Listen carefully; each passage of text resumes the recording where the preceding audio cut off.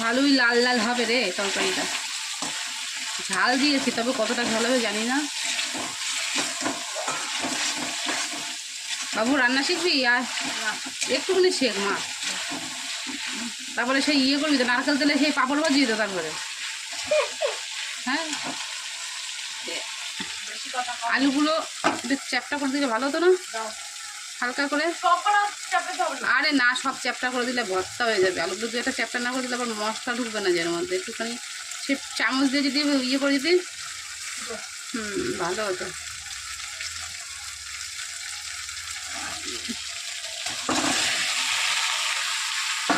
আমার রান্নাই তো এমন, অত ভাজা ভাজিও নেই, অত কষা কষিও নেই, মশলাটাকে একটু ভাজো ব্যাস, আর কোনো দরকার নেই।